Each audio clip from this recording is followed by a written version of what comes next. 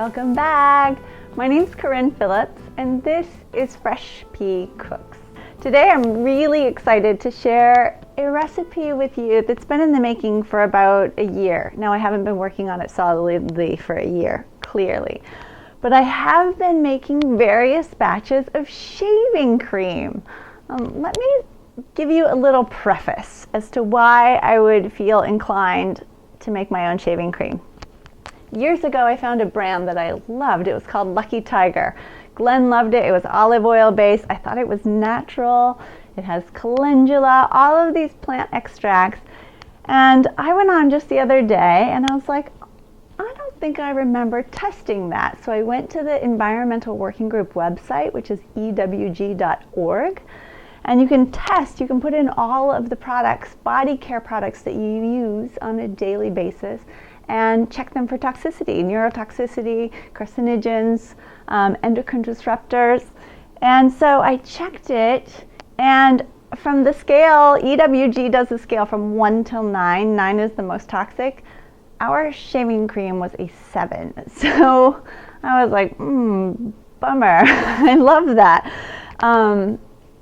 Now what? How am I going to make shaving cream? More importantly, because I have a high tolerance for like marginal things. Glenn not so much. So it was really important for me to develop a shaving cream that he loved. I want to share with you some interesting information on body care products. These are the things we use every day. Shampoo, conditioner, soap, deodorant, toothpaste, lotion, sunscreen, lip balm, cosmetics, and shaving cream.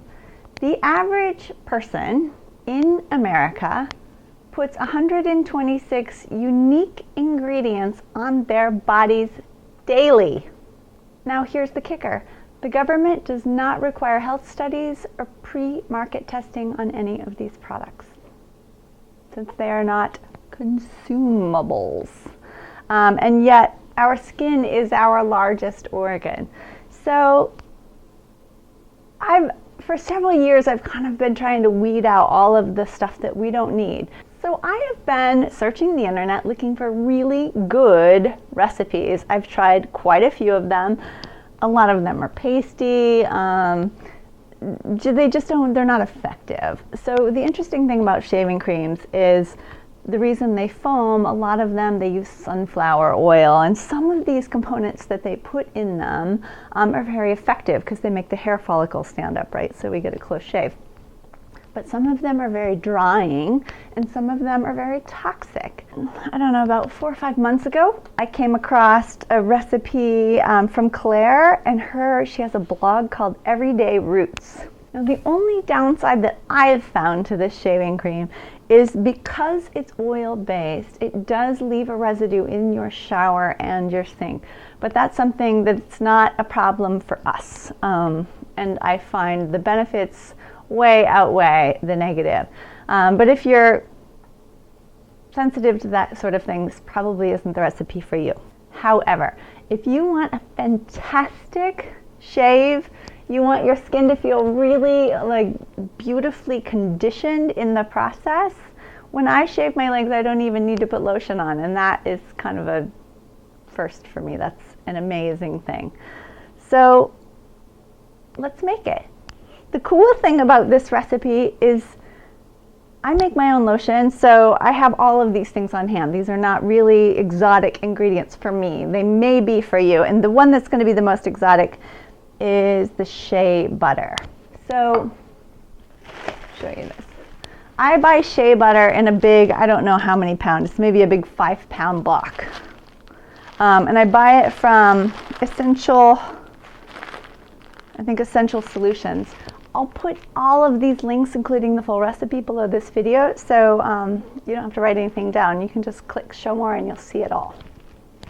So Shea Butter comes out of Africa. You can get Shea Butter from West Africa or East Africa, and there's a little bit of a debate as to whose is better naturally. What I would recommend is buying it from a reputable source. If you buy it from Amazon and you buy the cheapest one there, it will not be all shea butter, and they cut it with something that goes rancid, and it's really bad stuff. So buy from a reputable store. This is coconut oil. This is the same coconut oil that I cook with and we eat. Olive oil, again, same olive oil that's in my kitchen. Vitamin E oil. Now this is an option. Vitamin E serves as a little bit of a preservative. So I like to put it in there, and it's also really good for our skin. Essential oils. These are for fragrance and they're not necessary, but they are really nice to have one that you love. Now I love citrus. This is a lemon, but citrus does kind of make our skin a little bit sensitive to the sun. So maybe in winter you could use citrus, but I wouldn't recommend it so much in the summer. Lavender is a great option. Two of my favorites are chamomile, lemon. What's this? Spearmint. Chamomile and lemon makes a fantastic combo, and chamomile lavender is also really, really nice. It's a lot earthier. Spearmint's kind of nice, but you'll smell like chewing gum all day. This is jasmine and lemon, and jasmine and chamomile, another really lovely combination. So you can use rose, geranium, you could use pine, cedar, anything anything that you like. A stand or a hand mixer and a double boiler. Now what I've done here is I've just taken a bowl and put it over a pan of hot water. Now the water should be low. You want it hot but simmering. You don't want it boiling. You just don't want to overheat oils. It changes their molecular properties. So we're going to start by melting our two solid oils together. And I'm just going to put them over the heat long enough to melt them 80% of the way. I'm going to pull it off and just let the heat that's already there melt the rest of them.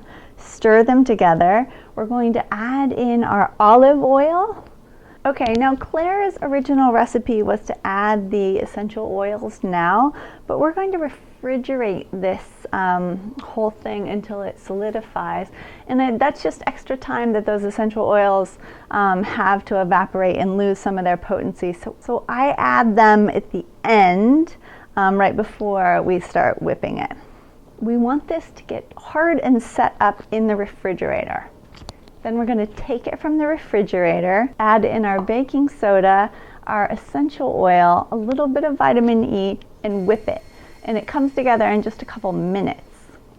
So here is my solidified version, and I put this outside, and one of the birds decided to take a taste of it, so there's a little beak mark in mine.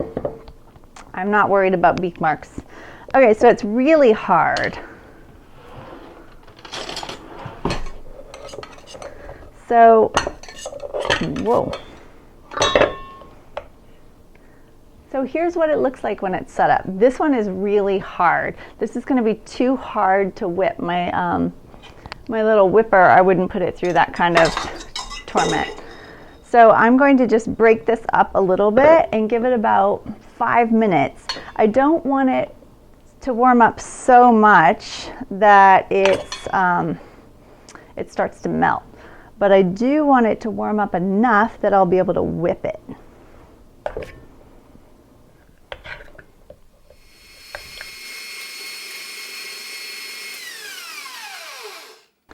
Now, if you want to get really fancy, and if it's a gift, you can put this beautiful fluffy stuff in a plastic bag, cut off one of the corners, and you can pipe it in like a cupcake or frosting. Thank you for being here. And I've got one more holiday gift idea, homemade treats from your kitchen, which are my favorite kinds of presents to receive, coming up this week, so stay tuned. Thanks for being here, and we'll see you next time.